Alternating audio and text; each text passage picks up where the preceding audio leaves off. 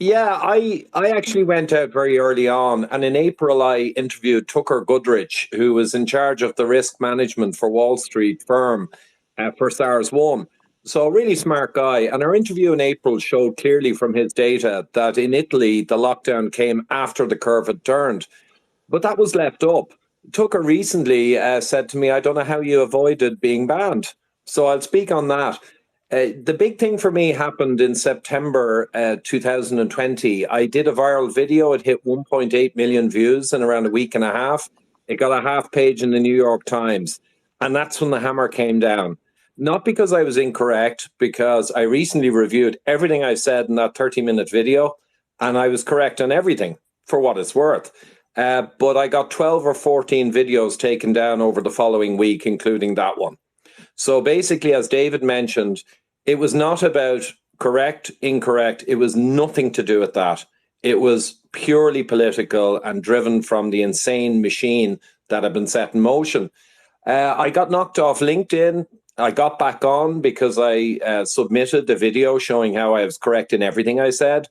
And then I got knocked off again. And I've never got back on. And I think LinkedIn is actually one of the worst, probably because it's owned by Billy via Microsoft and because it's a professional platform. And it's even more important for them to not have professionals discussing reality. And Twitter, I actually never got banned and I got hardly any problems. And I'm not sure why that was the case. Perhaps by sticking ruthlessly to data with references. I'm not sure. Maybe I have a friend in there. Facebook is a joke. I've been knocked off Facebook multiple times, but I don't really care because it's mostly populated by idiots.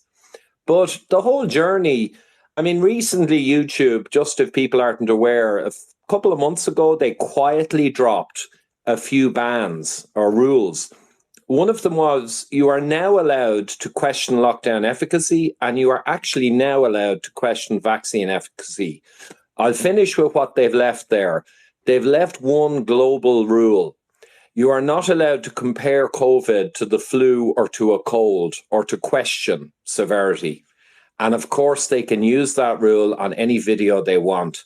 So this is the problem. It's nothing to do with truth. And I think, people need to realize it was all set in motion in advance. We had Event 201. It's not a conspiracy theory. It's a reality. They focused heavily on censorship being required if there was a coronavirus epidemic in the next 50 years or maybe next month. And it was preordained. And the last thing I'll say is I had a friend very connected to Google and the tech companies, an IT guy, and he removed his videos in April 2020. And he told me off the record, he'd heard from the inside that the way this was going to run, no one would be allowed to question or discuss it, and they'd lose their accounts. And he got that in early April from the inside, and he took all his videos down.